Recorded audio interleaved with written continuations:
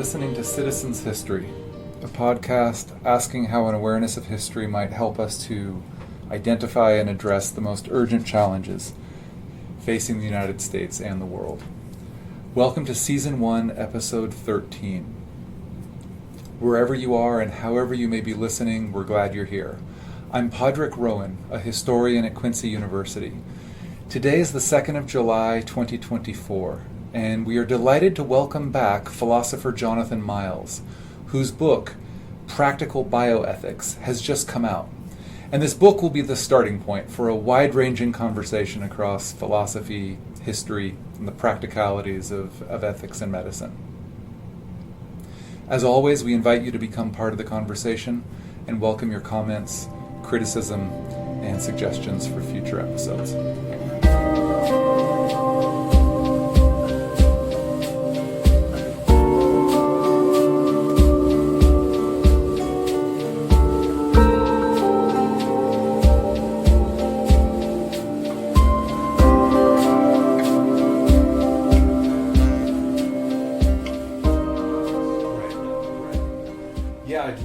The starting point to be your book, which has just come out. So J.K. Miles, Practical Bioethics, Ethics for Patients and Providers. And can you give us a little bit of an overview? First of all, like the practical is a big part of what you're trying to do here. But can you give us an overview of what you were trying to do with this book and how long you've been working on it? So the book is practical is a very big part of it because I've been a moral philosopher, for 25 years, but I have a deep conviction that moral reasoning and ethics is a very practical sort of thing. And it is something that everybody has both the duty to do, to bone up on their moral reasoning, and is something that everyone can do. It's not something just left for the elites, to sit around in their ivory towers and breathe suck in rarefied air and then talk to each other. So I wrote the book. The subtitle is Ethics for Patients and Providers because I genuinely mean that. I think that everything in this book is valuable not only if you're going to be somebody providing medical care, but if you're going to be someone who is a patient, someone who is going to be the recipient of medical care. It's valuable for both of those. And that came from the fact that I teach bioethics at Quincy University. And most of my students are, nursing students and pre-med majors and things like that. But they're not all that. There's a lot of them that are just taking bioethics because it was the ethics that they could fit into their schedule, that sort of thing. And I just had a deep conviction that this had better be practical for them too, right? Because not everybody is going to be a medical provider. But I can venture to guess that almost everybody is going to be a patient at one time or another. I mean, it's sort of one of the aspects of modern life, especially in the United States, that you're going to be a patient in some kind of managed care facility, some kind of hospital or doctor's office or something along those lines. And this is something that is in everybody's life, and nobody teaches you how to be a patient. There's a brand new book out. There's a new book out called How to Be a Patient, which is interesting. There have been a couple of good ones that I could talk about. One of the chapters I'm very proud of in this book is Chapter 8, which most bioethics textbooks don't have a chapter on patients' responsibilities and virtues and rights. They may talk about patients' rights, but they don't talk about patients' responsibilities, and I think there are some real duties that patients have to their medical providers and things like that. So I'm very interested, because I'm not a medical person, but I have been a patient for a long time. I have a very rare, the word is chronic disease. And so I started looking at bioethics as a patient, and began thinking about sort of applying my moral philosophy background to being a patient. And so there's a lot in this book for people who are not going to be medical providers. I think it's one of the strengths of it. Yeah. Yeah, there's this tension that you're kind of outlining. It means a lot to me personally because, think about the crisis of expertise in the country at large, in academia, and the state of the humanities, and all of this stuff. And it's like, part of the problem perhaps is that some of us, many of us, are trying to be experts kind of outside our wheelhouse. And there's not enough humility, there's not enough kind of, dare I say, inclusiveness about, no, not only can we all do this, but we are all called to do this. We're all going to get confronted with this at some point or another. And so, yeah, it certainly comes up in the historical profession. I'm pretty sure it comes up among philosophers as well. Oh, yeah. I have students every semester, they're sitting in my classroom, and they're like, why do I need to learn all of this, right? There's this attitude, this idea that as long as I stay out of jail and stay off the front page, right, then I don't have to think about all of these things. As I had one doctor tell me one time after an ethics committee meeting, I've been on hospital ethics committees and stuff, and I had one doctor tell me, well, I don't need any help being moral. I'm quite moral. And really just didn't see the value of sort of applying moral reasoning, right? The process of figuring out what is the best thing to do in a particular situation morally with his profession at all. And that way lies madness. That way leads to things like, if you remember back in the 90s, Nadia Suleiman, Octomom, right? She had 8. Oh wow! No, I don't remember this. You don't remember this one? So I have to look up the exact date, but she was the mother of octuplets, and do they all survive? No. I don't think they all survive. And one of the things that caused this to happen was, this is 1997, one of the things that caused this to happen is that her fertility specialist, her doctor, implanted all of the embryos that were created through IVF. Without thinking about the ethical implications of doing that. Whoa. Right? And in fact, I cannot remember what there was hearings and all kinds of things, right? And people asked him why he would do this, and his response was, I make babies. That's what I do. I'm a fertility specialist. She wanted all of the embryos, and so we put them all in. They put in more than 8, but 8 were the ones that came to birth. Wow. So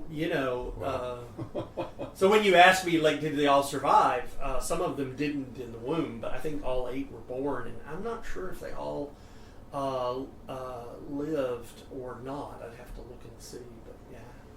But see, you had a doctor there, you had a fertility specialist who wasn't really thinking about moral reasoning applied to his profession, right? Right. And that always struck me as just a particular kind of negligence. Not thinking about the implications of that.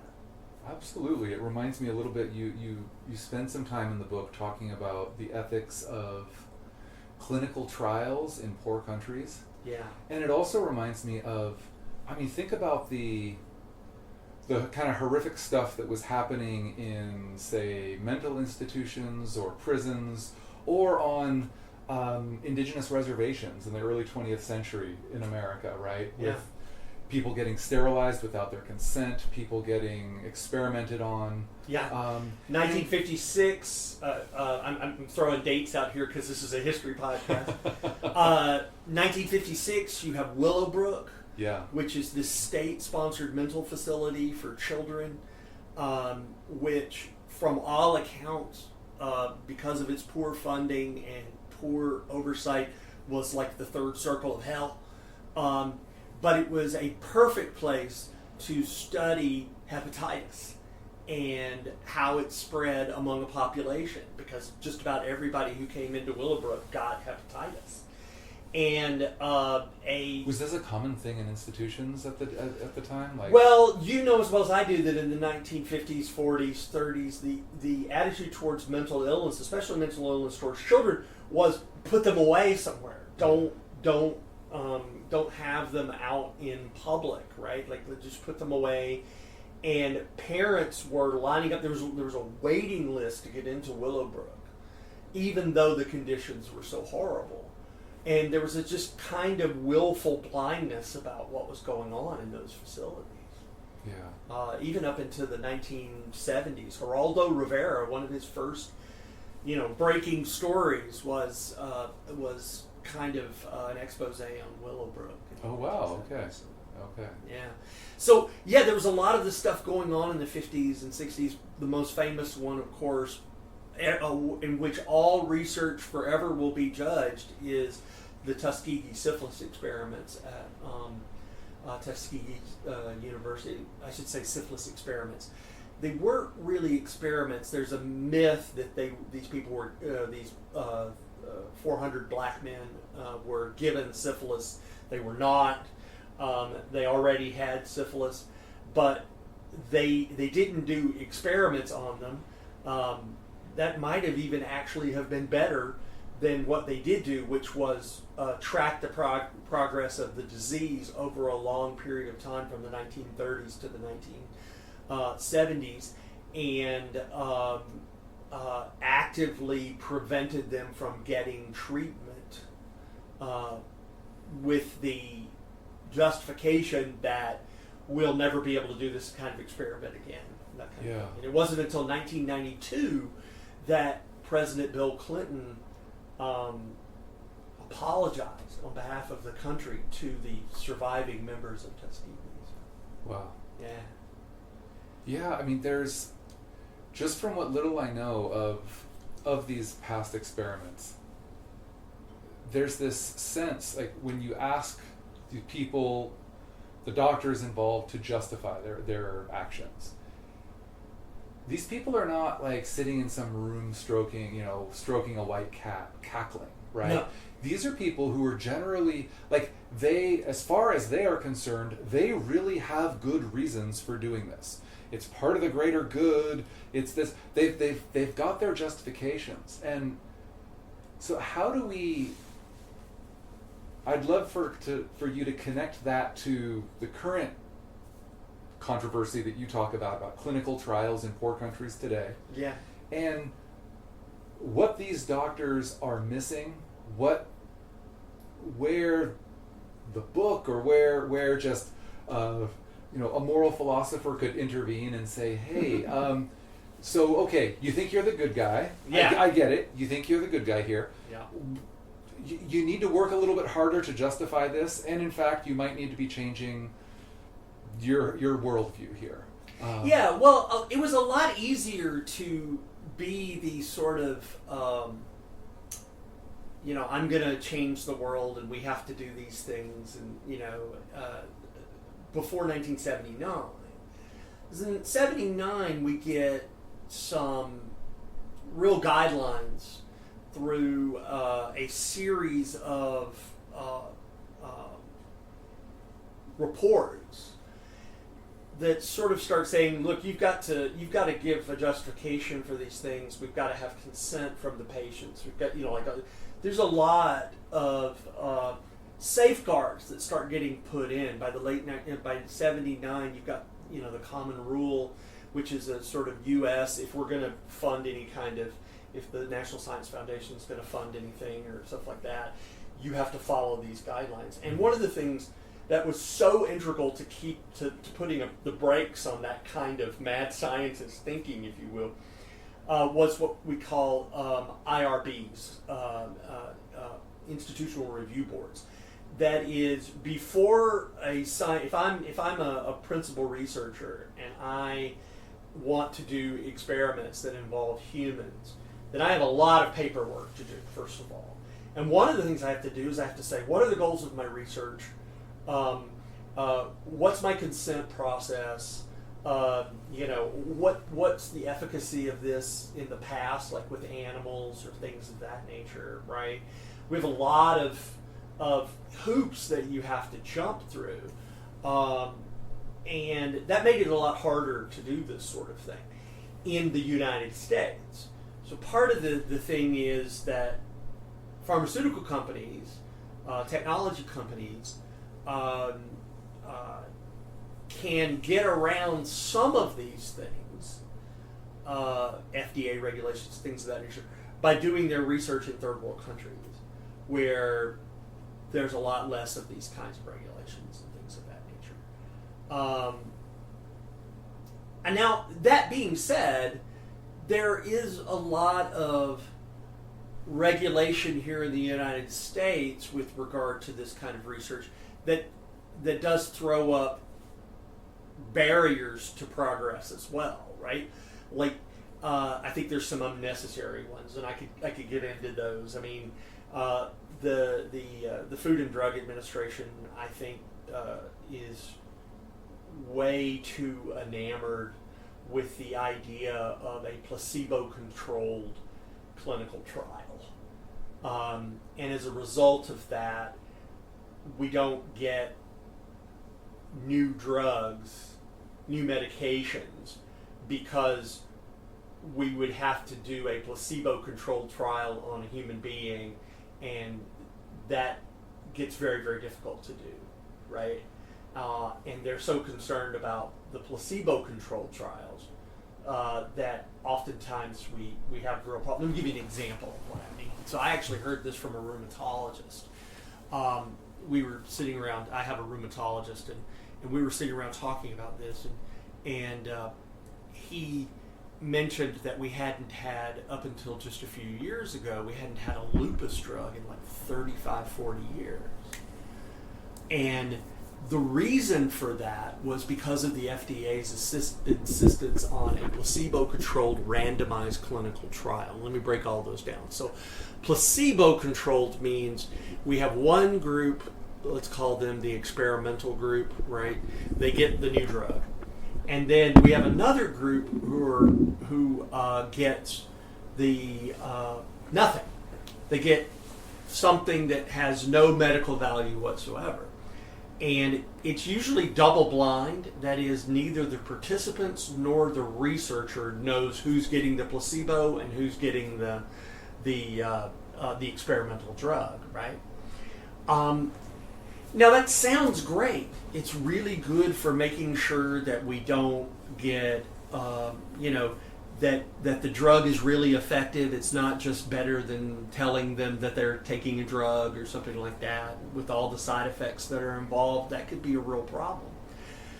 But it means that if the FDA insists on that sort of stuff, or makes it very, very hard to approve of a drug that doesn't have it, then what rheumatologist is going to sign off on and counsel their patient to be part of a trial where they have to be taken off of their lupus medication and they might get a placebo? That could be very dangerous. It could be very, for diseases like lupus, and especially for mental health conditions. Can you imagine doing a placebo-controlled trial on schizophrenics? Right? Where, you slowly take them off their medication, and then some people get an experimental medication and some people get nothing. For schizophrenics, that could be very, very difficult, it could be very dangerous. In fact, it happened in UCLA in 1994 or 98, in the 90s. Let's just say, I'll be safe to say in the 90s, where they were trying to figure out how long schizophrenics could go without a medication that long-term use caused tics. It caused, what's called tardive dyskinesia. There's a word to look up. It causes nervous tics. Yeah, nervous tics and things like that. And so they got a group of schizophrenic patients, and they took them off of their medication, and they watched to see when they started getting, so that they could sort of figure out how to titrate this drug for this purpose. And they used outpatients, and some of them committed suicide. And it was really considered kind of a disaster. So the insistence on that placebo control, I think sometimes is a little bit, I think it actually hampers research in some cases. Right. So I don't want to be just like, I'm just like all gung-ho for all FDA regulation is great, and if you go over to these other countries, they're not. I mean, but there is a real problem with the idea of like, well, I'm going to get around FDA regulations by going to third world country and doing it. So what would be the alternative to these double-blind placebo-controlled trials? Well, I think you could still do double-blind trials. I think that's pretty imperative. I'm just not sure you need the placebo in all cases. Right. I mean, the placebo effect can be very, very strong, right? Like if I tell you this drug will help your pain, it'll help your pain, right? But, when you're talking about, say, something like an artificial knee or something like that, it's like, or some kind of, thing for taking out tumors or something along those lines. It's just, like, I'm not sure that you need that placebo being so absolutely important. Or like with lupus patients, right? Mm-hmm. Like, I'm. It's the placebo part that bothers me, not the double-blind or the randomized. Or Right. anything like that. Right. So, the ideal with this lupus example would be that you take someone on an existing regimen of medicine, Yeah. Anybody and who's either on add lupus to is it or on. tinker with it, but do not plummet them off of it. Do not. Yeah. Right. Okay. Or maybe you get patients that are newly diagnosed with lupus or something along those lines or whatever. I mean, I'm not saying that there might not be some benefit to it, but 40 years for a lupus drug, that seems, right? And now that we finally got one, right? Like now we've finally got some new lupus medications. Now we can do trials against the existing medication and to see if it's better than that, and then we go on forward. But right. the insistence on the placebo controlled kept us from getting one for a very, very long time. Yeah. So it's a tricky business. I mean, there's a lot of different ones. Yeah, so this practicality business, I'd love to dive into it. You gave me that little handout. I'm not sure if it's in the book or not, but talk how Galen. I have a soft spot in my heart for Galen because yes, he was born in Pergamum in what is now Western Turkey. It's a beautiful, beautiful spot. Yeah, and I hadn't ever heard this quote before, that the best physician is also a philosopher. Yes. It's not something I thought about. Like when we think about Galen, like of course he's a philosopher. Like he's one of these giants whose work in some ways has come down to us. But there's a tension here that I had never thought about before, because in the ancient world, and maybe this isn't true of all physicians, but in the ancient world, in ancient Greece and Rome, it was all too often the case that physicians were slaves. They were often foreign, educated people who had been enslaved. They kind of had the same, status as a skilled craftsman or something like that. Yeah. Like they would be very well taken care of. Often tutors for nobility. Absolutely, yeah. And this is something that continued through the medieval period. You'd have Jewish physicians for certain Muslim or Catholic kings of Spain, or things like that. And so there's a tension here because, for Plato, and Plato is kind of the example of this, but this would be true writ large of the philosophers of the ancient world, the learned classes of the ancient world. Like, you couldn't be a slave and be a philosopher. You couldn't work for a living and be a philosopher. You had to be of the idle rich, And so there's a certain tension there that maybe you could speak to that specifically in terms of the practicality. Well, I think the answer to that is really Aristotle, whose father was a physician, and himself spent his early life being what we would maybe the equivalent of being sort of a pharmaceutical rep selling drugs, drug pusher around and all these sorts of things until that came to naught. And now, was he a physician and a citizen, or was Aristotle's father a slave? That's a good question, and I don't know the answer. I don't know much about Aristotle's father. Yeah, I'll look it up. I'm reading a biography of Aristotle in his school right now, but I will tell you it is rough reading. It's hard. It's different. It's translated from Italian, and it's just it's not easy to. Okay. But Aristotle, I think, though he himself was very much an elitist, and he certainly was, tutor to Alexander the Great, and and all of this. He was a freeman, though, I believe. I believe he's a free person. Yeah. I think he did the most to make philosophy itself. He certainly argued that it was practical, that it was something that, I think at least, that was within reach of most people, not slaves. He would make a case for the fact that some people had, as he put it, a Slavic nature, a slave nature, and he probably would say they couldn't, but I think I think at least there were seeds of that idea of moral reasoning for everyone, or at least for there wasn't a middle class, right? But there was a there was a merchant class. There was a so that sort of thing. Yeah.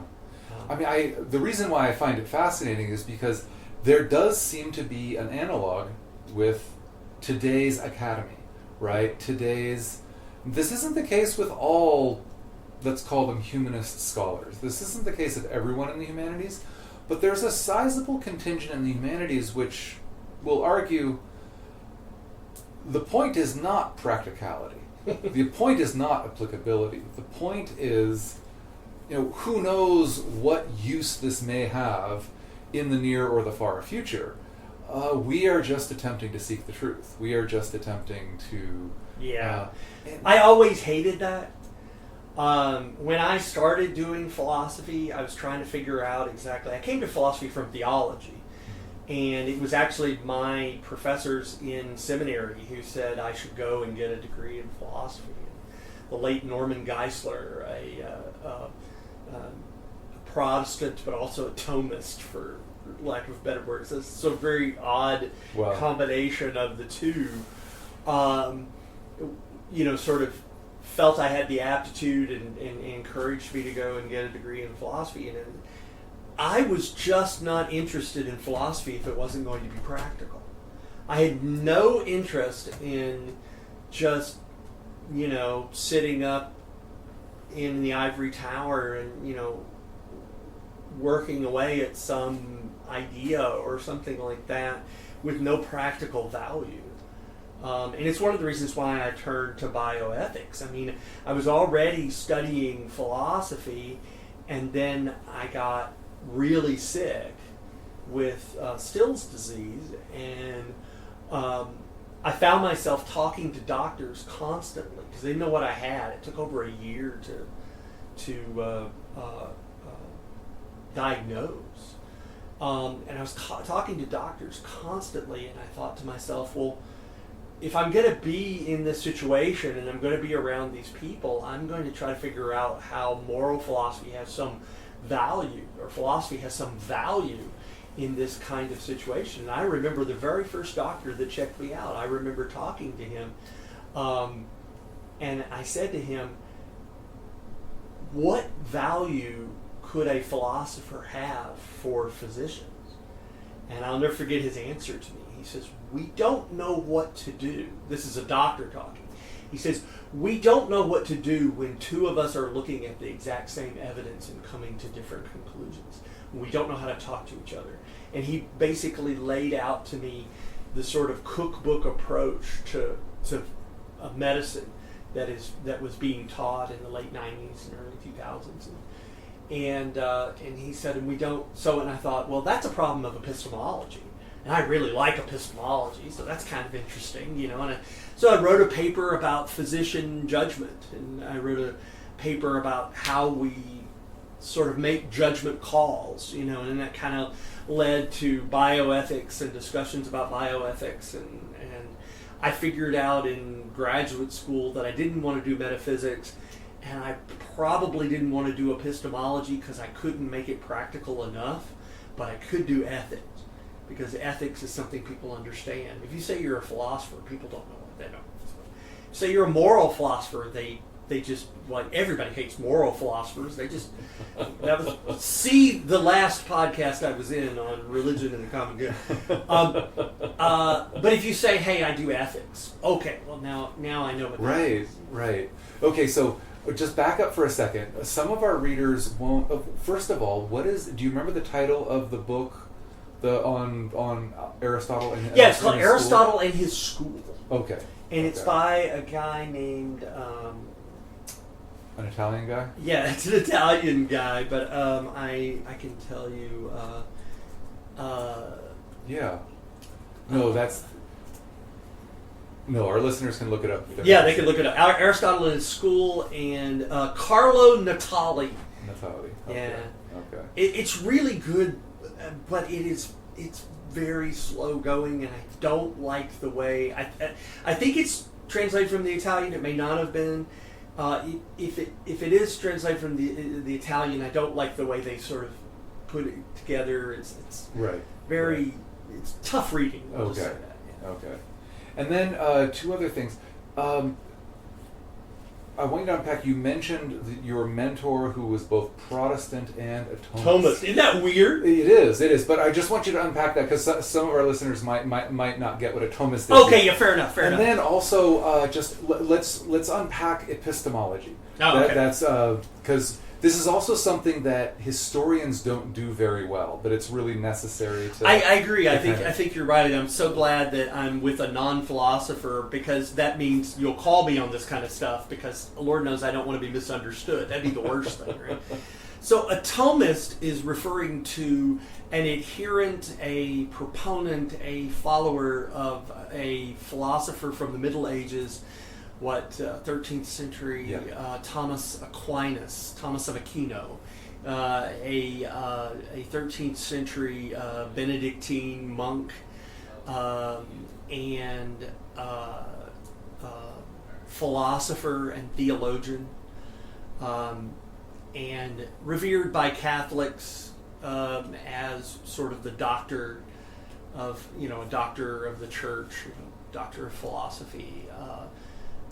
By many Catholics. Some Catholics, surprisingly or not a giant fan, right? Yeah, see in Thomas this kind of birth of modernity, a modernity which they do not like. Oh, okay.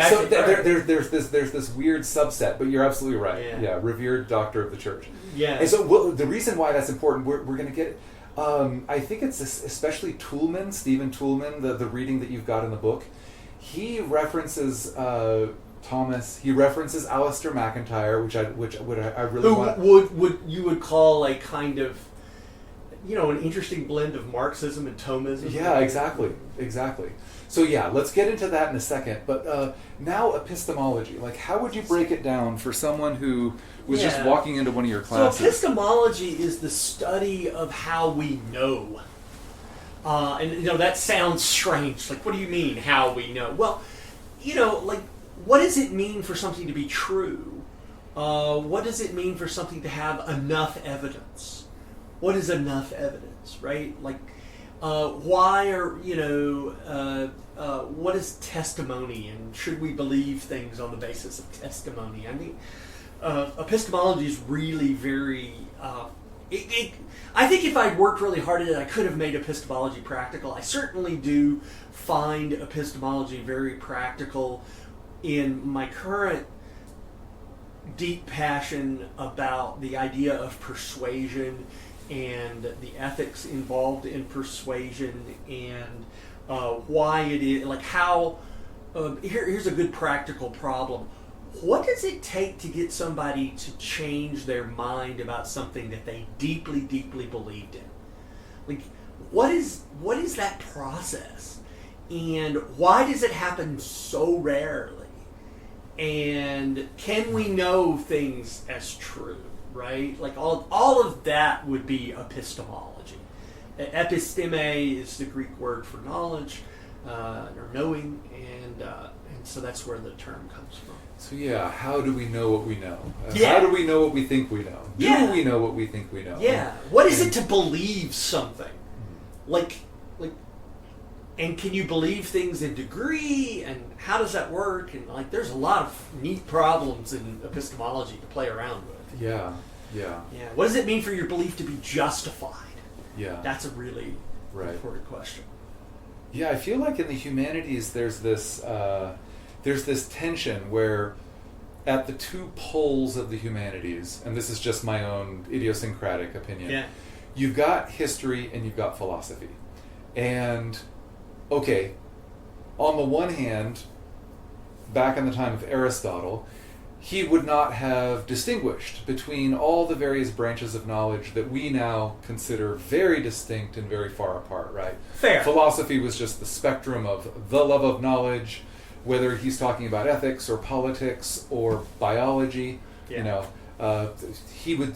But in the space that we find ourselves today, if we put philosophy at one end of the spectrum and history at the other end of the spectrum, history is kind of the empirical mother discipline, and there are strengths to that, but there are weaknesses. And the weakness, of course, is that you just get this tumble of facts devoid of meaning. And who cares about, what did Voltaire say? If all you can tell us is that one set of barbarians replaced another set of barbarians on the banks of the Oxus in the Central Asia, well, what is that to us? Who cares, And it's a very important question, who cares about all this tumble of facts?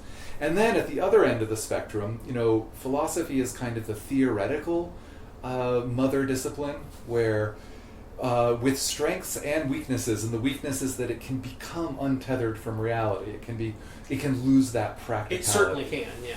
And so, could you comment on that? And like, is this kind of an off the wall thing to think? No, it's not. But I was thinking about. I have a question for you as a historian, because it's a question that I deal with in philosophy quite a bit. Was like, there are some people like Nicholas Rescher, the late Nicholas Rescher just died recently, who. Could you spell his name? Rescher. Okay. Nicholas.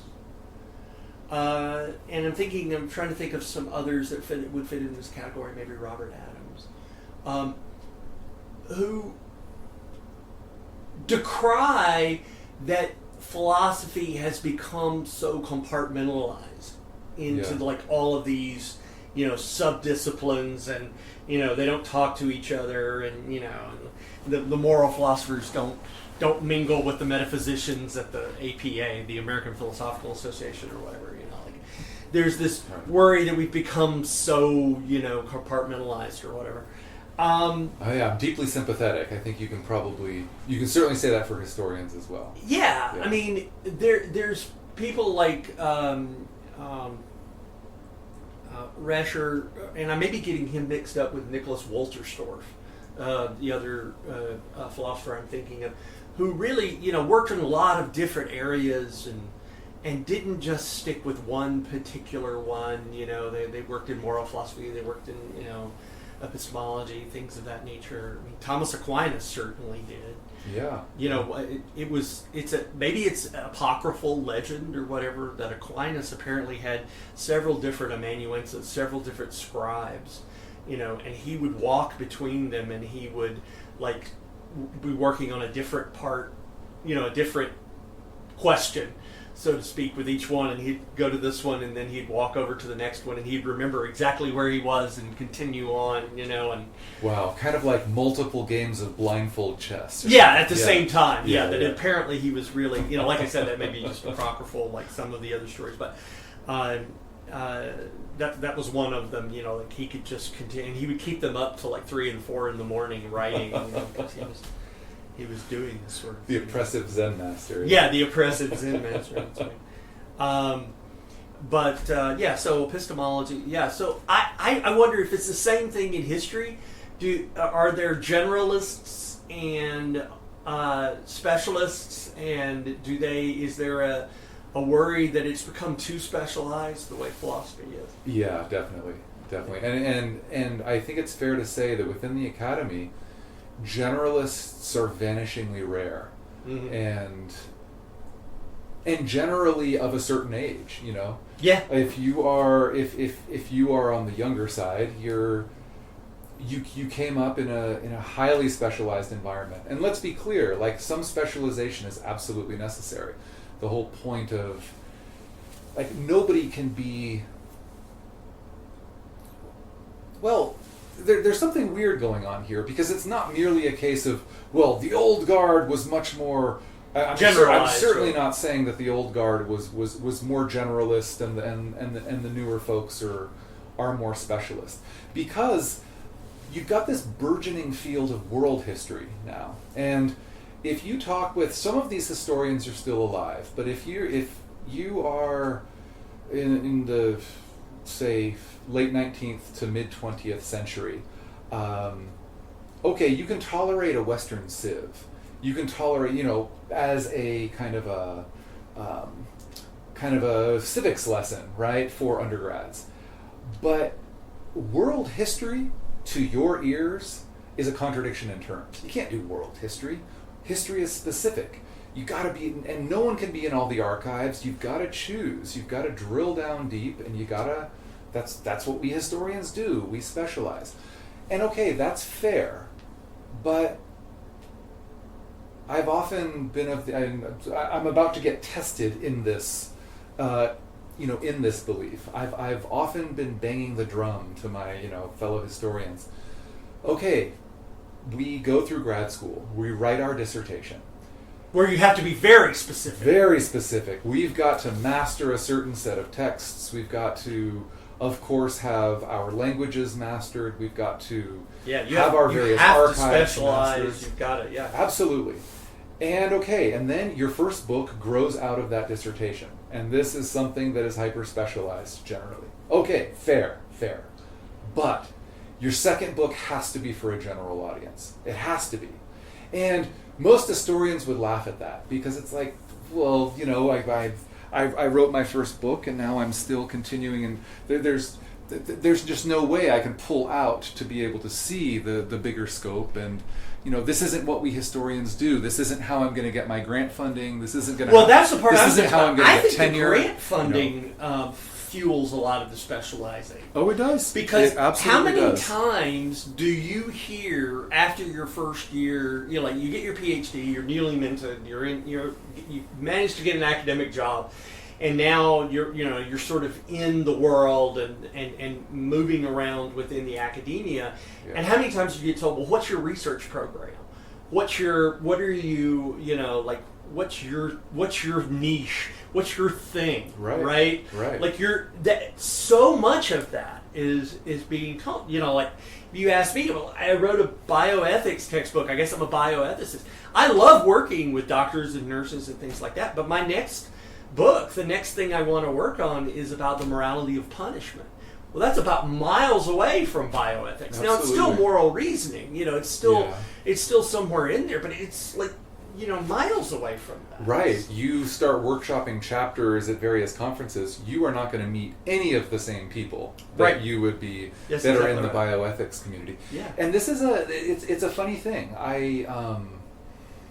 As much as the historical profession, and I'm sure this is the same with philosophy, has changed over the past, over our lifetimes, there is still a remarkable sense of continuity, in some ways in a negative way, where these, old curmudgeons in the 50s or 60s or whatever were doing their kind of history. And it was generally highly specialized. And you've got a current crop that, again, are drilling deep into the weeds of what they find important. And what they find important is not what those generally white males of the early and mid 20th century were thinking was important. No surprise there. But it's still there's still this resistance to a broad base. Mm-hmm. There's a resistance to the practicality of the thing. You'd find, just like you found, the old guard of historians saying you gotta specialize, like and history for history's sake. Funny and quite disturbing story. The first time I ever applied for grad school in history, I was in Turkey, and I was applying for an MA at the basically the Turkish equivalent of Harvard. It had been founded in the 19th century by Protestant missionaries. It's since been nationalized, but it is still the tip-top university in Turkey. And so I had made it through the hoops. I had given them my application, I had passed a written test, and now it was time for the interview. And the interview was me in a room at the end of one very, very long table with, as far as I could tell, all the historians in the department. And they were no doubt really cranky because they had been interviewing 50 different prospective MA students that day. And one of the, I know nothing about academia. When I was an undergrad, I did not do history, I did engineering, and here I am in my 30s now, wanting to go back and study history. And so I'll never forget, and this was the moment I knew that I was not going to get into the program. I'll never forget, one of the professors just asked me, so why do you care about history? Why study history, And they were asking, I wanted to delve into kind of the late antique period and Islam and Christianity, and kind of try to understand the tensions. This was kind of in the wake of 9/11, right? And I'm living and working in a Muslim country at the time. This is I'm really interested in putting this into our invasion in 2003. I'm interested in putting this all into historical context, and this is what I tell them. And I'm this is kind of a trivial answer, but I want to learn history to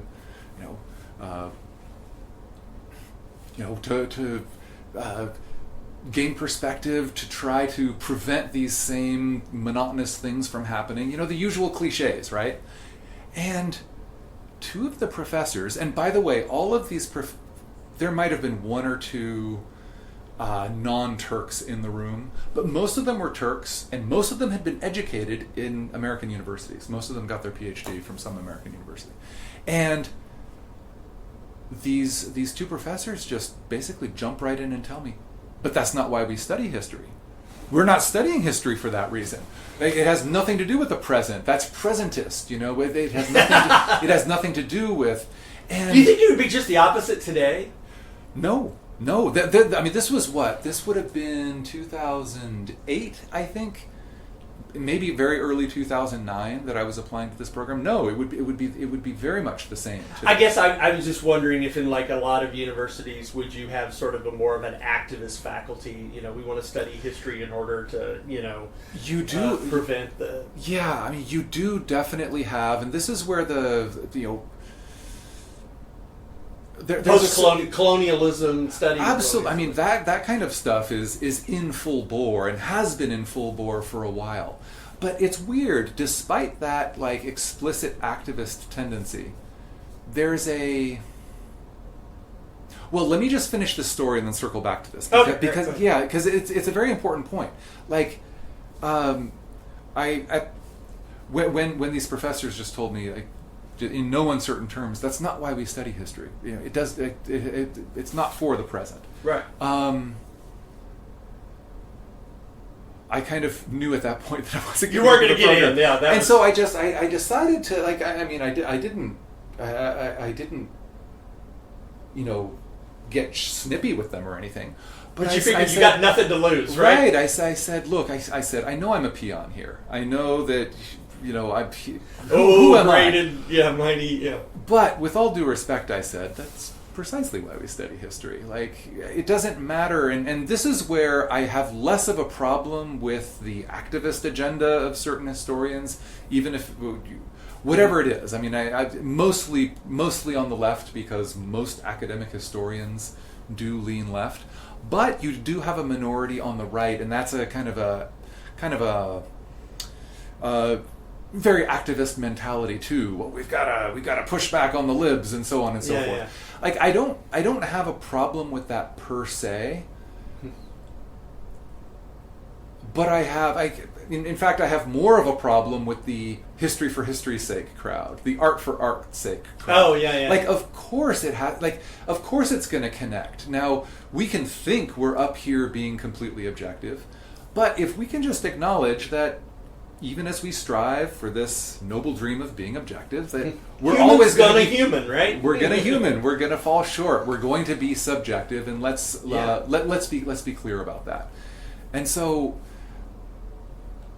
yeah, I don't. To answer your follow-up question, it's like the biggest problem I see with the activist agenda, to take full presentist mode, right, is that there isn't enough pushback. Like, in the academy, people generally tend to lean left. Okay, fair, lean left if you want to lean left. But when everyone is leaning left, questions don't get asked. Exactly. A lot of very basic questions don't get asked. And so it's a that's my main problem with that. Like, let's have our agendas, but we must also still have at least the ideal of the truth that we're trying to pursue. So maybe what we're looking for is some kind of Aristotelian virtuous mean between presentist and, you know, just exactly art or history for history's sake. Or exactly. A lot of historians would completely blanch at any talk of being presentist, and it's like, let's acknowledge a little bit of that. Let's acknowledge sometimes a lot of that, even as we strive for, as you say, that Aristotelian mean. I don't envy you. We don't get near as much of that sort of balkanizing in philosophy. I don't think. Maybe no, the balkanizing that's a very good way to put it. It is like, when I was a grad student, it was a fairly large department. It was, I want to say, 30, 40, 50 tenured professors. I forget exactly how many. I never actually counted them. Yeah. And, a good crop of grad students, I want to say, certainly dozens upon dozens of grad students. Maybe over 100 active at any one time. Yeah. And, it took in my first and second year, it was very, it was easy to meet a lot of them, even outside the field. But it soon became, I never met many of the historians in the department. Never even met them. Not even to say hello. I didn't know most of the grad students. Yeah. Again, I want to say there's a necessity of specialization. Like, you start to understand as you go deeper and deeper and deeper into something. Like, okay, all of these things, all of these tales and myths and self-evident truths that float through our textbooks are often, not always, but often anything but. And someone with a particular specialization will have their own prism, and we need those specializations. But we must rise above those specializations as well. So that's my story, and I'm sticking to it. Fair. First book, hyper specialized. Yeah. God bless you. Second book has to be for a general audience. That's historians would laugh at me. That's what I like about writing textbooks. I figured out fairly early on here that I wasn't going to be the person that's going to be writing a lot of like monographs and things of that nature. That I actually do like writing textbooks. This was the first book I've ever written. It's a textbook. It is written for people who want to understand these things, but it's mainly written for people who want to teach it to nurses and doctors, and other people. And I wanted. To me, that's where that generalization, we need these things to be known, and the specialization kind of come together, at least in that regard.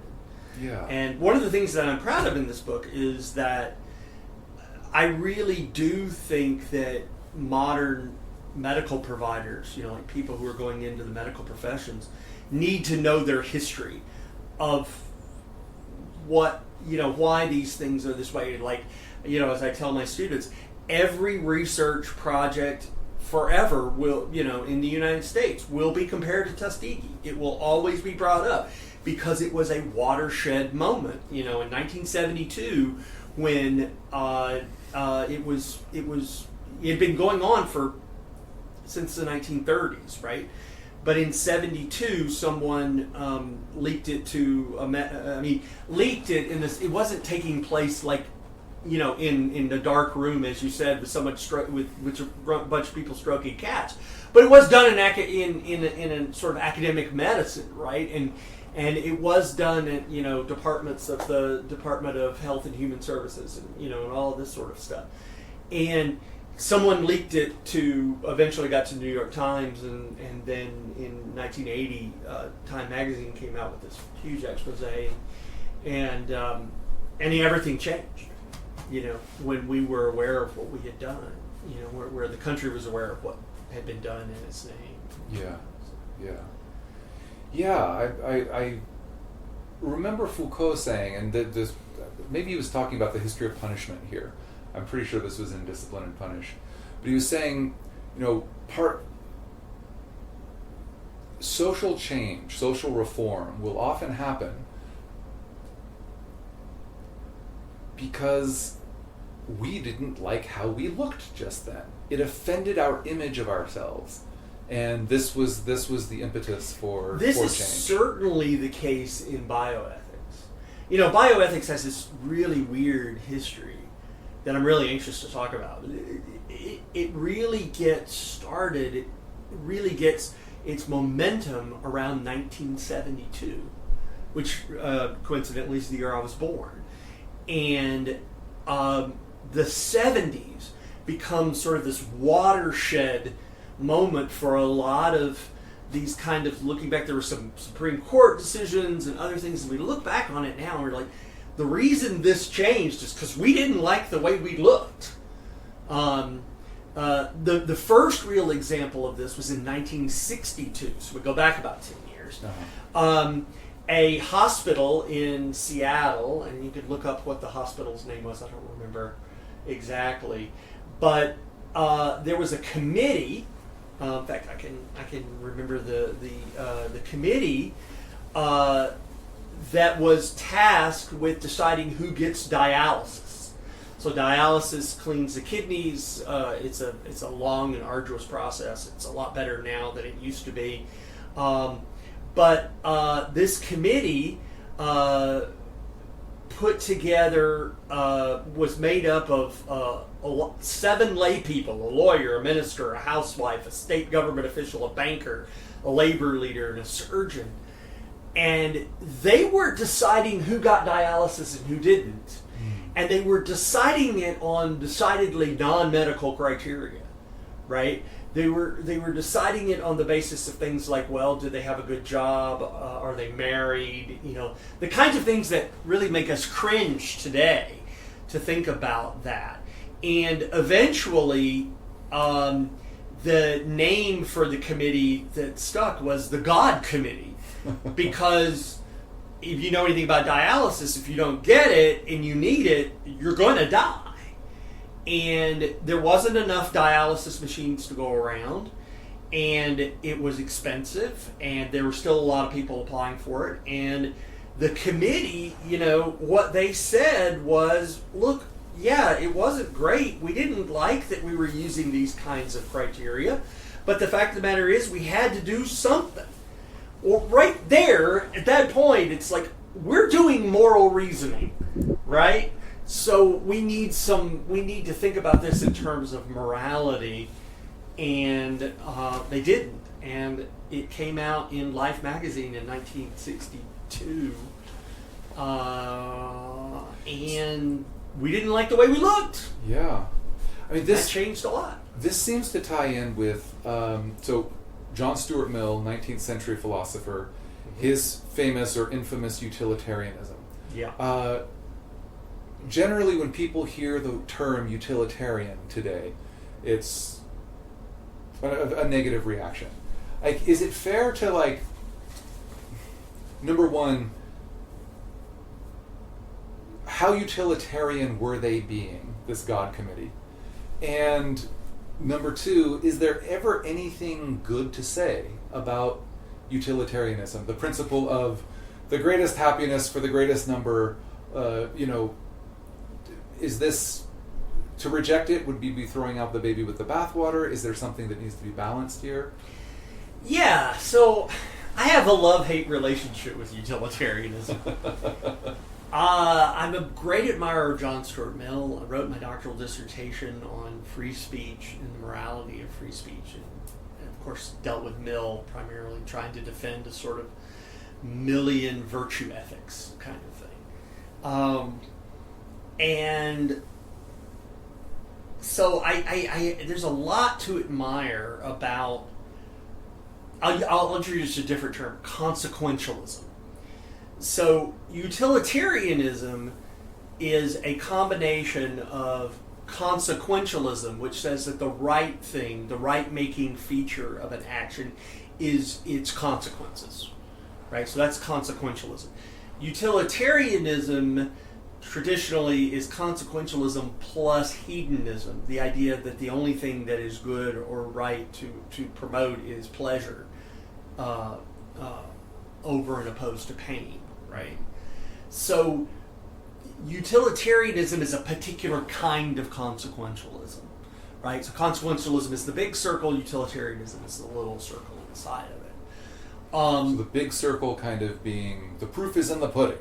Right, yeah, the idea that what makes an action right is the expected consequences or the expected outcomes or the expected results, right? Now, we can't always know what the outcomes will be, but that should be foremost in our thinking, is what are the results going to be, right? I can sacrifice one person to save 5 people. I should do it because 5 people, all things being equal, is better than 1 person surviving, 5 people surviving, right? Like, this is the famous trolley problem, which we could spend hours on.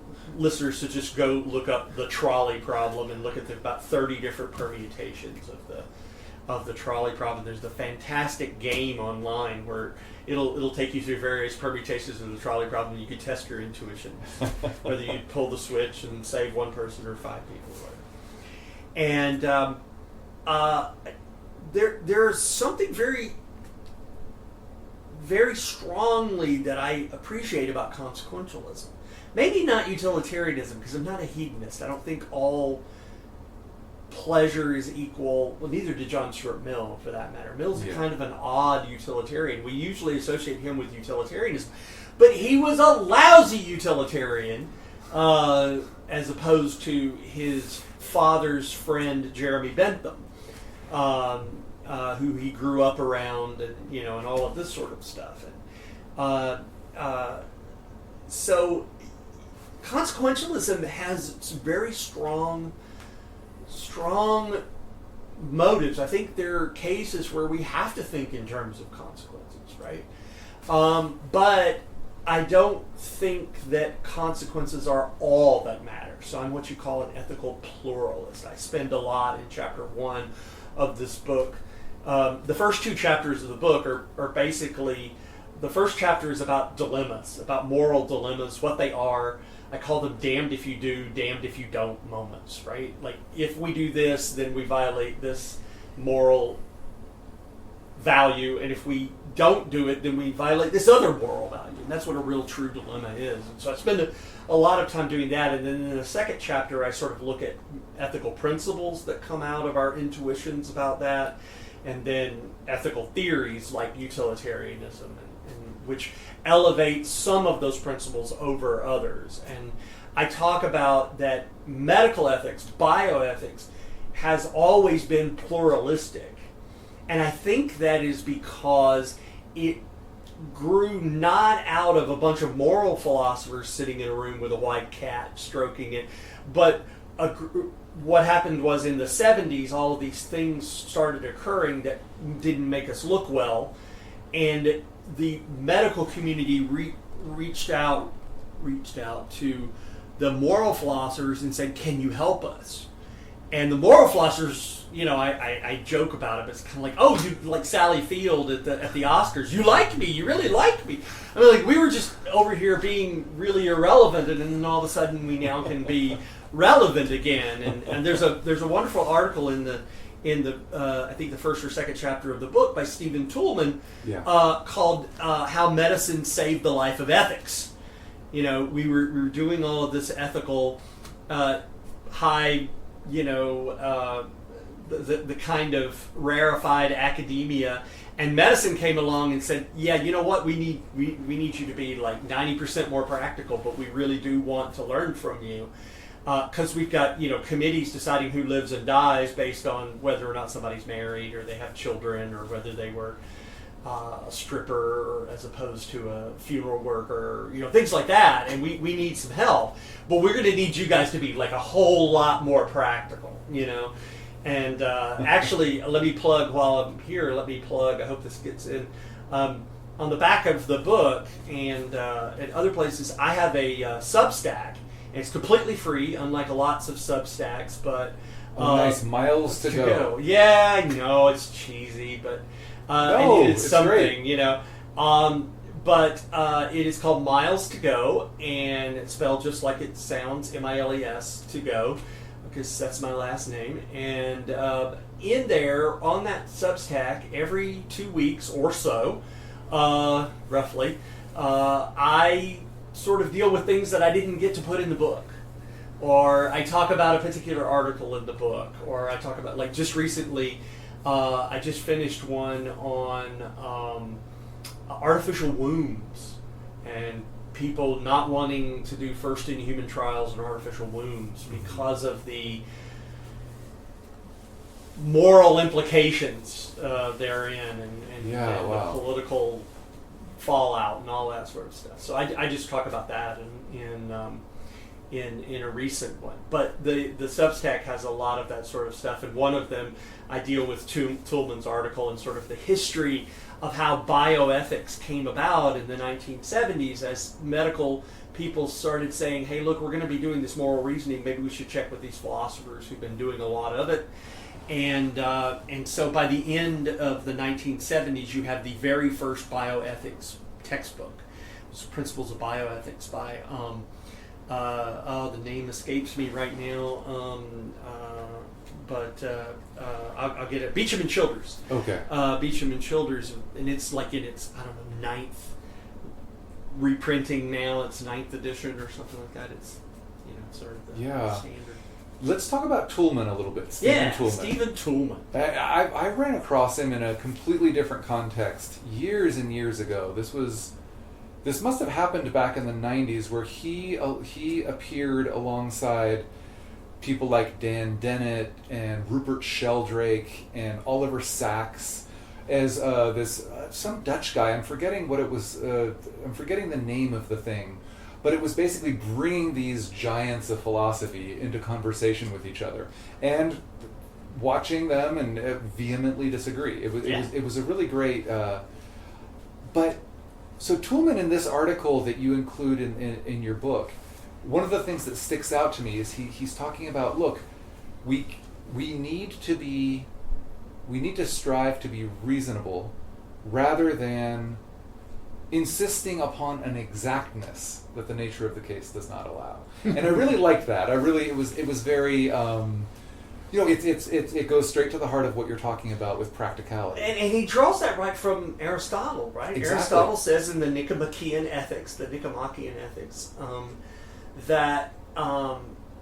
that ethics shouldn't be any more precise than the subject matter allows, and he allowed for the fact that ethics is, he wouldn't have used this term, but I will, squishy. It's squishy. It's subjective. There's a lot of give in the joints, right? It's not completely subjective, but there is a lot of there's a more art than science to it, I think. Yeah. And utilitarianism is a pushback against that to try to make it much more scientific and mathematical, I think, in many ways. Yeah.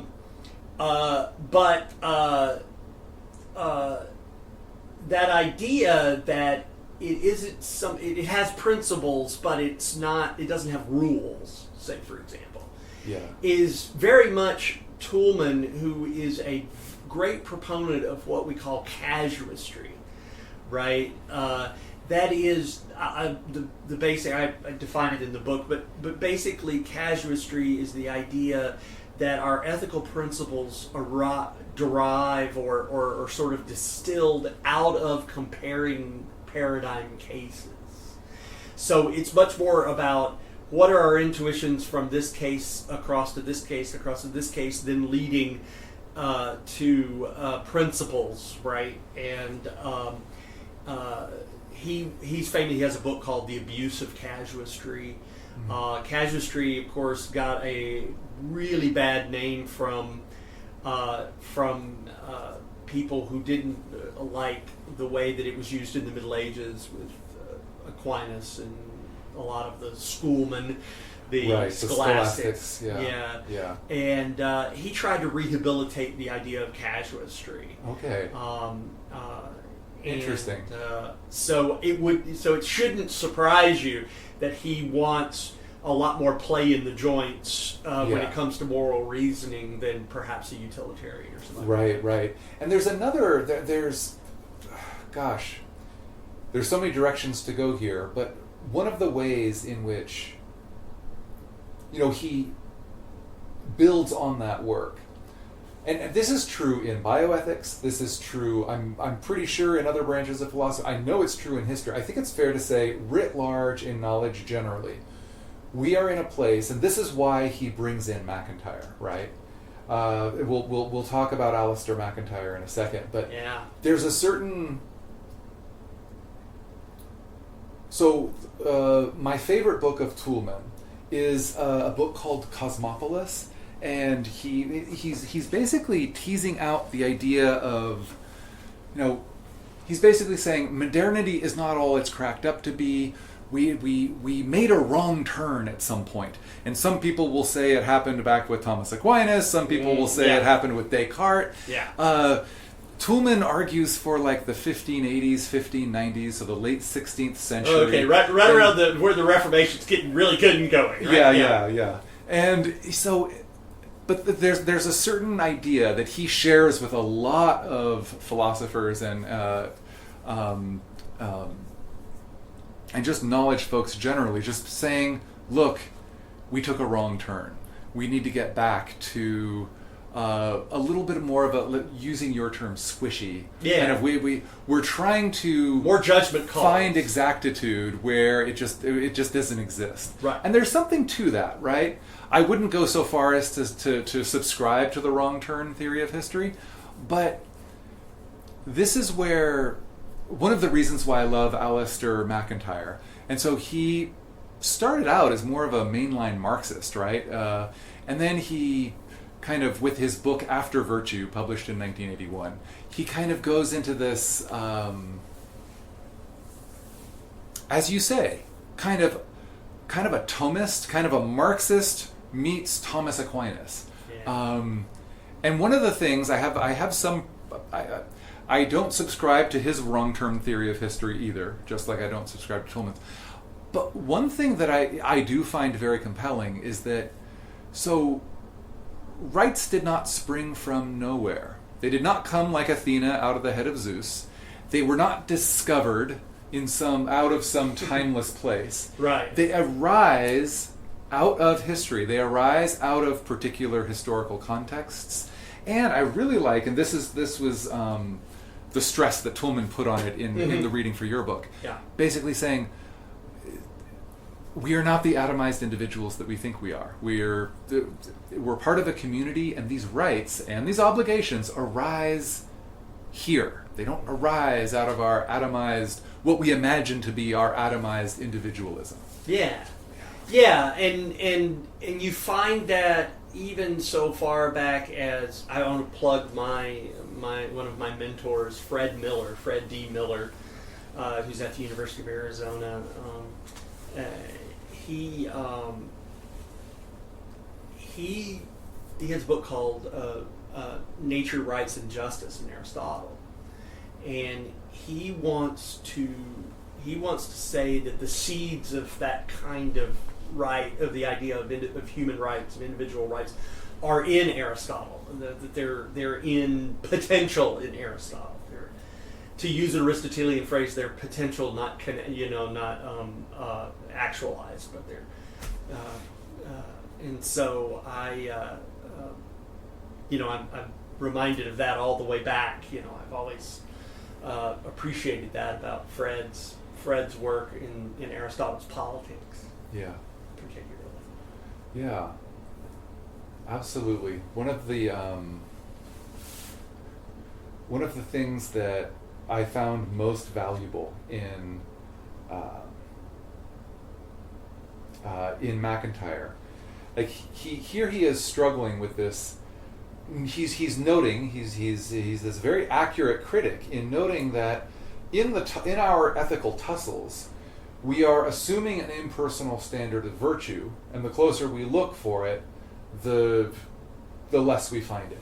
Yeah. Now, this is very true, and this is kind of maybe an instructive difference between Mill, 19th century philosopher John Stuart Mill, and Toulmin or us today, where it is one of the things that we push back on most is, well, these 19th century white males thought they were being objective, and look at them. Yeah. Look at it. Look at the arguments. Look at the evidence. They were not being objective at all. They were not in possession of the objective truth that they thought they were. So in some ways, I think you usually people use the term postmodern as a postmodernist as a curse word, as it's pejorative, right? Yeah. But it's like, I think it's fair to say that the vast majority of thinkers around today are, for better or for worse, more or less, part of that, swimming in that postmodern river, right? Where we are, in some ways, denying an objective reality. Now that's a strong word. A lot of people will explicitly deny it. Other people will try to nuance it. I just want to break in here. Historian of philosophy, historian of ideas, Etienne Gilson, has a statement at the end of his the Unity of Philosophical Experience, this wonderful book that he wrote about the history of modernity and modern philosophy and medieval philosophy. He says that philosophy always buries its undertakers. Ideas always, ideologies always bury their undertakers, right? So postmodernism buries modernity, right? Like it puts it in the ground and wants nothing to do with it. Not appreciating the fact that it is also a child of modernity in some respects, right? Exactly. And where are we going to draw the line? Between capitalism and late-stage capitalism, between modernity and post-modernity and whatever comes out. In as if the term late-stage capitalism isn't a prediction. It isn't an assumption. It isn't just a kind of speculation, like the term late stage capitalism implies capitalism's going to end. And, right. You know, and that we have the timetable, and just we like know, Marx that it's thought going to we had happen the at some timetable. point. You know, come the revolution. Right? Yeah. So I mean, this brings up like the whole. I mean, even more than postmodernity, even more than utilitarianisms, when people hear the word teleology, at least I mean, historians freak. Historians like Pavlov's dog. You hear the word teleology, and historians will just they'll cringe. They will blanch. Is that because it's synonymous with like an agenda or something, or like? Yeah, exactly. And not just an agenda. We are absolutely correct to be very, very careful, to tread very, very carefully around the claims of what we think we know. Yeah. But to deny that we can know anything, and I'm not saying all historians do that, but implicitly it's there in the substrate. It's there all the time. We know that we can't know anything. Exactly. There's that weird flip where it's like, actually, in your attempt at a relative worldview, you are making an absolute truth claim. Exactly. Absolutely. We know that we can't know. Instead of, I think, the seeds of this in Mill, right, and also in a 20th century Austrian economist, Friedrich Hayek, right? Mm-hmm. The idea that our check on our own agendas and all of that things is the marketplace of ideas. Yeah. Right? Like the solution isn't to just deny that we have any kinds of absolute truth so that we can know anything. And in our zeal to try to get rid of that kind of modern dogmatic thinking, what we've done is buried our undertakers. And replaced it with a new kind of dogmatic thinking. And replaced it with an entirely new kind of dogmatism. You see this in medical ethics all the time. There's this... I traced it back that I know of to one book in the 70s, but there was a doctor who first sort of presented this idea, and I cannot think of his name right off the top of my head. I could get it to you later. We put it in the show notes or something. But there was this book, and it was written by a medical doctor, a physician, where he basically said that sickness undermines a patient's free will, their ability to sort of think through things. And so the kindest thing we can do is to get them well and sort of ignore their reasons and their thoughts about the disease and all that sort of stuff, to get them back to healthy, and then we can, then they can have their own agency and their autonomy and all of those sorts of things. And it's this, I dubbed it the wounded humanity argument, right? The patients come in their wounded humanity, and as a result of that, the poor benighted patient is not able to think through these things clearly enough. And so therefore we have to make sure that we don't present them with situations where they have too much to think about or reason through or something along those lines. And I have the history of bioethics has been a history with a trend towards more patient autonomy. And rightly so. A lot of things have been done in the name of paternalism, right? The idea that doctors know best. I mean, 1973, a year after I was born, a guy named Dax Cowart was treated for burns over 80% of his body for 18 months without his consent. He was 22 years old, and they listened to his mother rather than to him, right? For 18 months, he was treated against his will in ways that would be considered assault today. I mean, there were lots of things that were done in the name of beneficence, being beneficial to patients, that were awful. Right. But it's interesting that this trends towards autonomy, while the patient has to, we have to get the patient's consent, right? We have to get the patient's consent.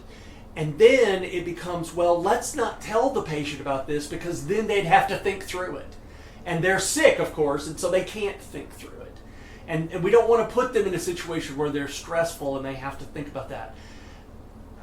That's just paternalism by another name, right? It's just a sort of backhanded paternalism, right? And I'm amazed at how many times I see these kinds of arguments that the average person is just not capable of understanding the intricacies of medicine or whatever. And so we just can't do this. We cannot tell the patient the whole truth. We can only tell them what's true, or something like this. Yeah. And in the name of protecting their autonomy, we end up being paternalistic. It's just so annoying. It is. Now, this is a great time to... this doesn't come up in the book, but...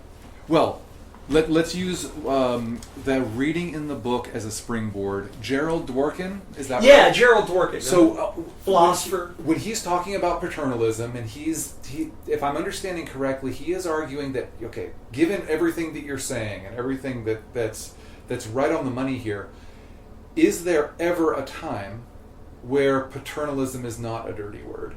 And I'd like to put some... Okay, so that's the theoretical question, but we'd be remiss if we didn't bring up the transgender controversy in the culture wars today, in the medical profession. Sure, that's probably the cutting edge of what's going on right now. Right. Yeah, so you probably know there's a big split between the way that Europeans more or less are handling transgender clinics and so on, versus the way that Americans are, and of course it bleeds into much more than bioethics, sports and everything else. How would you kind of navigate these dilemmas where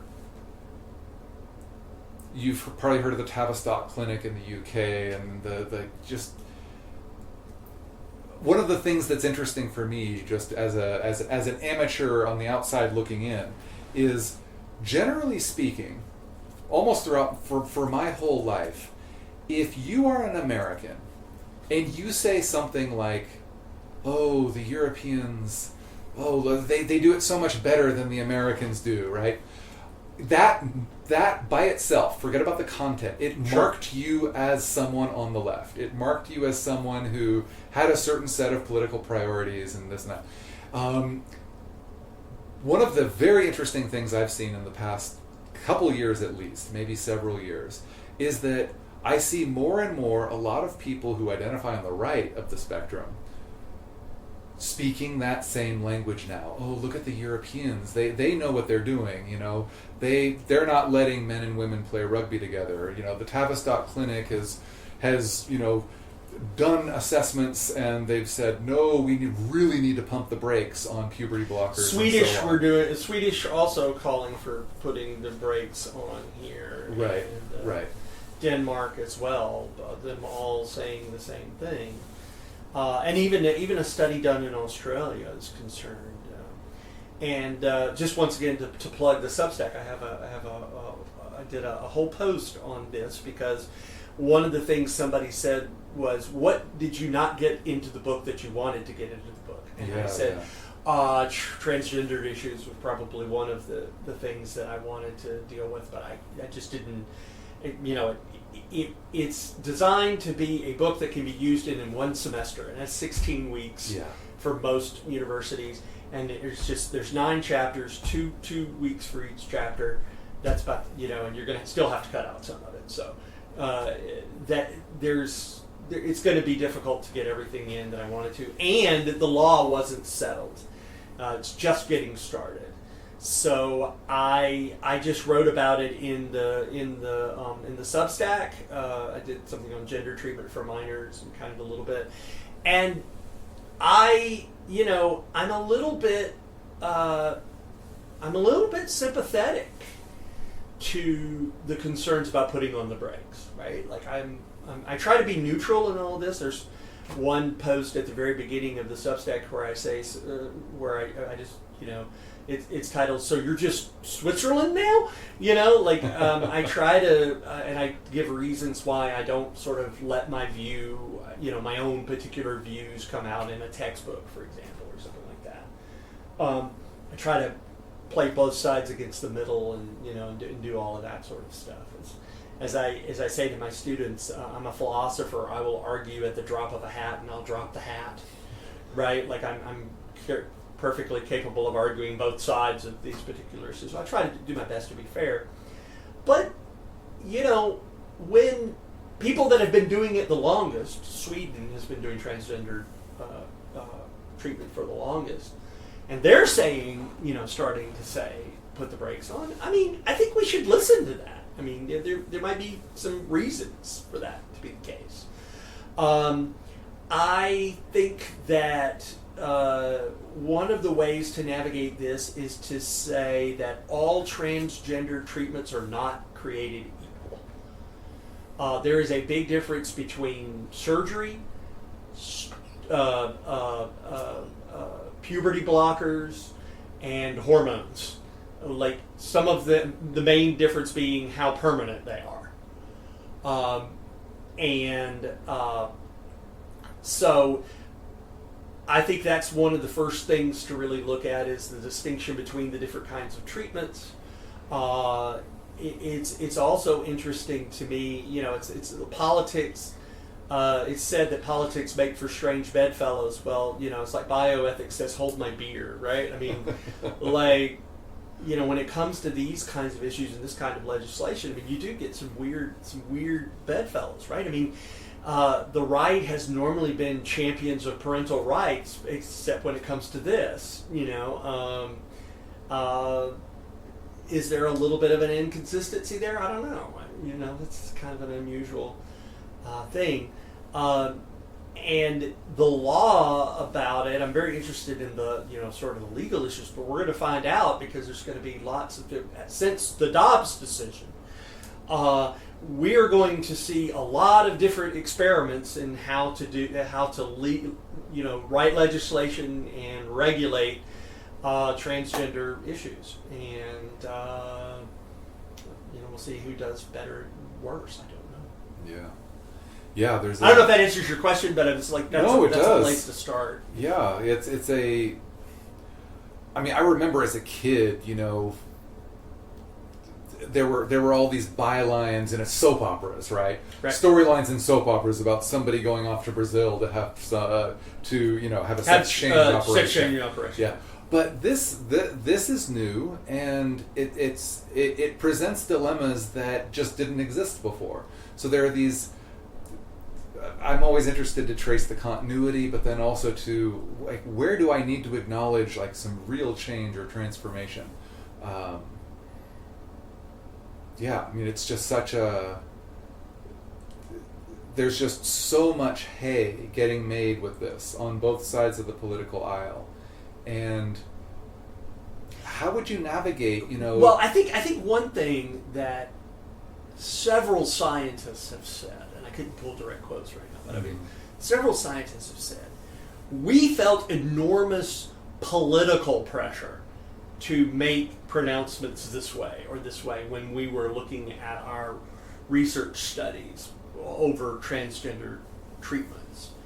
And I think there's a kind of transgender distortion that is occurring because of the political hay that's being made is really kind of infecting the science doing what it does.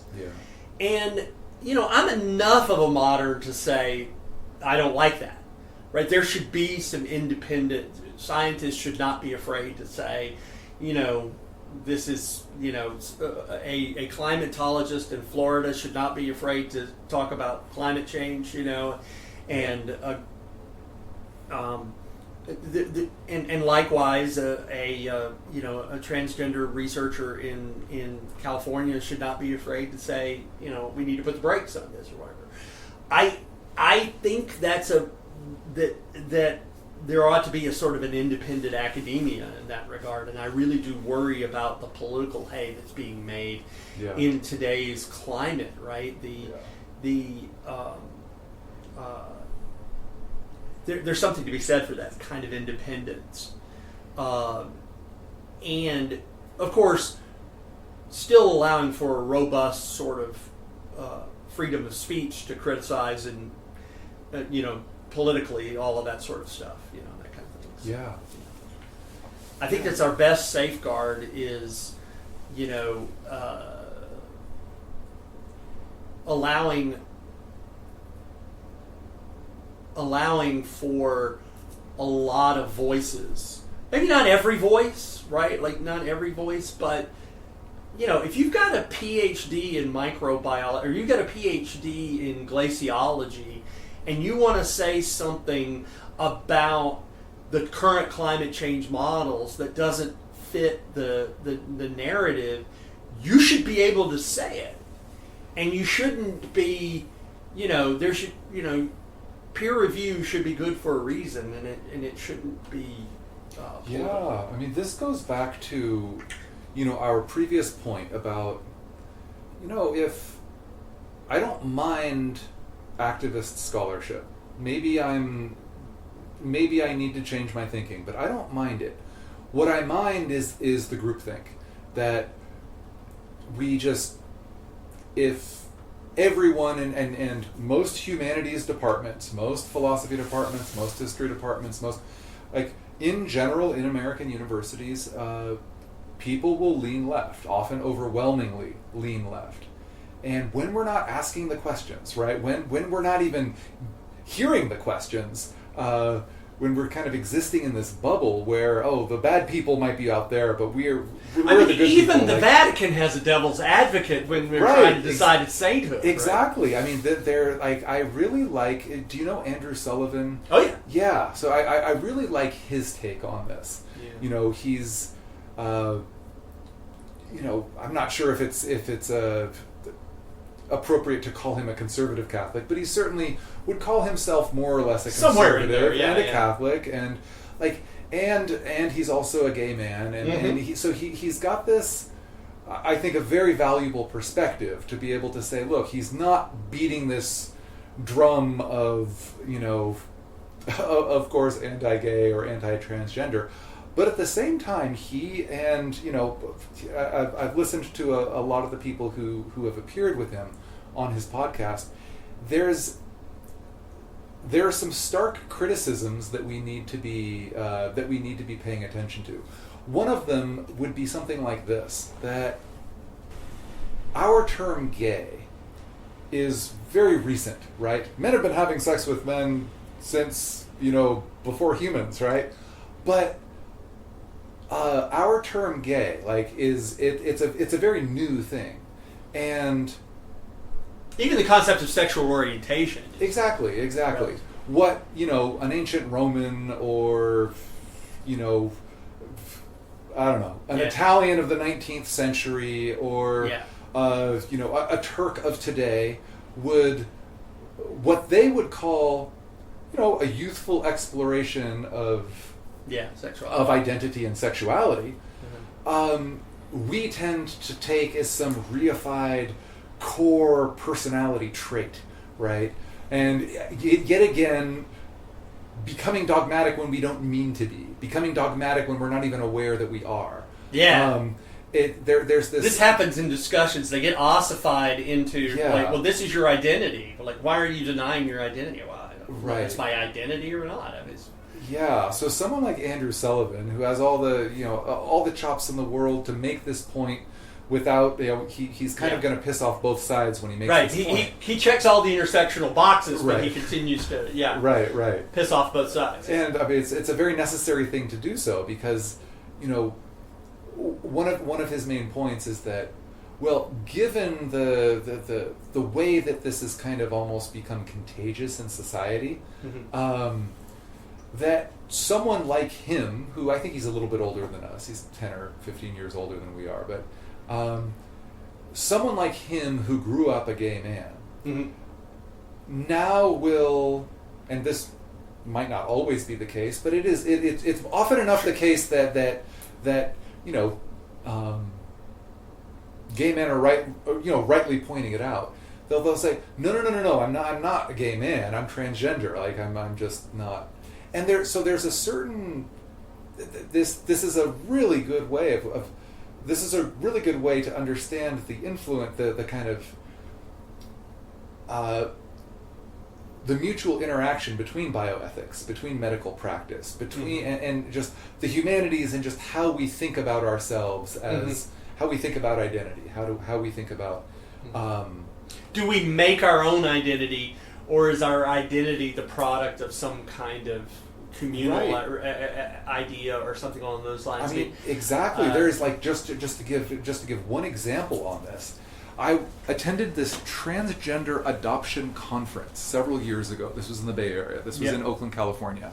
And it was mostly adoptive parents and prospective adoptive parents who were attending this conference. I was there because my wife was is a birth mother, and so there were some birth mothers involved in this adopting conference as well. Anyway, one particular session in this overall conference dealt with transgender adoptees, and I thought it was it was interesting. I attend. The person who was running this, she knew her stuff. You know, she had been deep in, and she clearly leaned very left, of course. Two things jumped out to me about this session.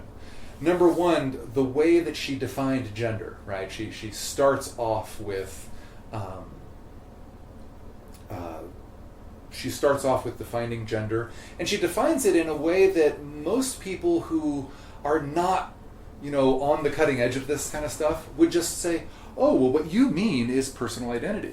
Like, what you mean is, well, everyone has their own gender, everyone has their own identity, everyone is different, Right. And okay, fair. And then she brought out this term that I had never heard before, called the ways of being gender expansive, and she listed off of these various characteristics of this term that she called gender expansive. And I raised my hand and I said, I'm not trying to be I was being very diplomatic about it. Right. But I said, I'm not trying to be difficult here, but based on the criteria that you laid out, like, I'm gender expansive. I'm I'm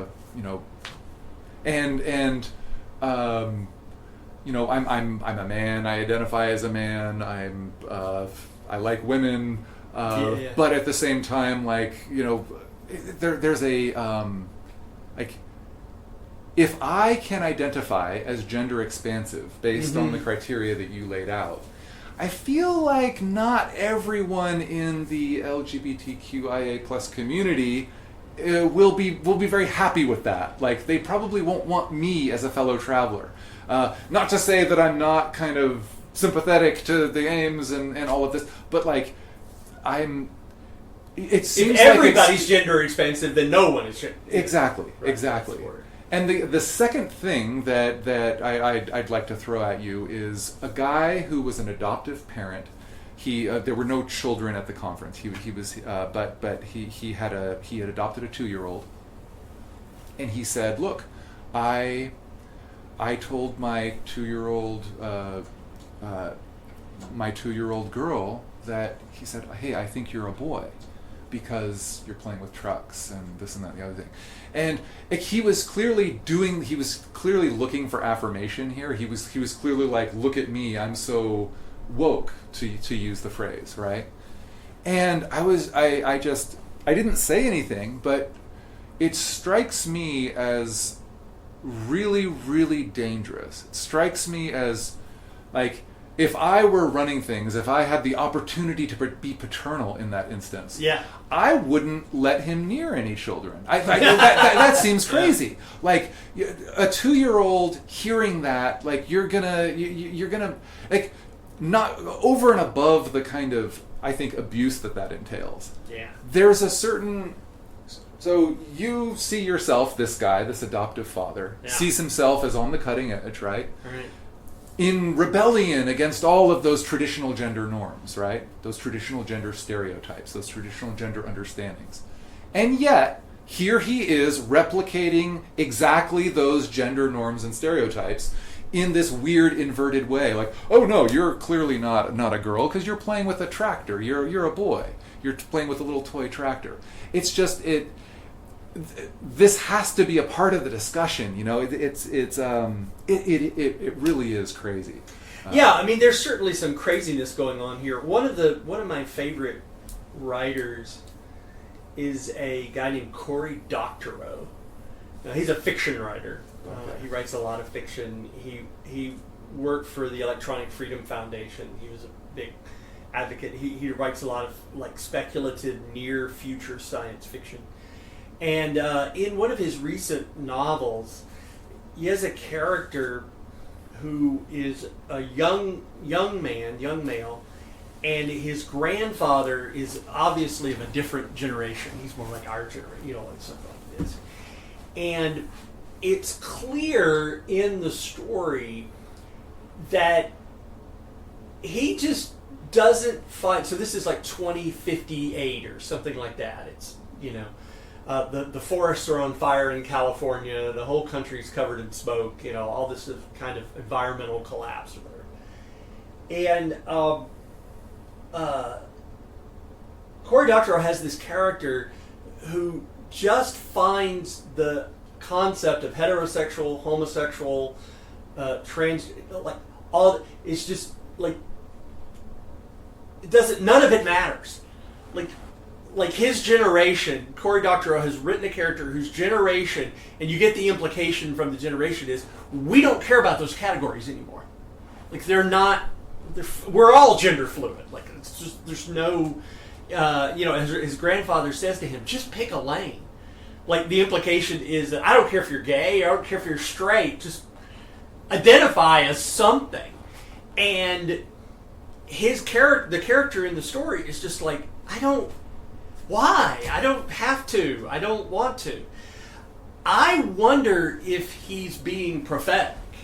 I wonder if the generation that is coming up, Alpha or whatever, like the natural progression of this distinction between I was born gay to I was born gender fluid, or to I'm transgender, to I can make myself I can identify as, anything that I want to be, to none of those categories make any difference. Those are so 20th century or 21st century.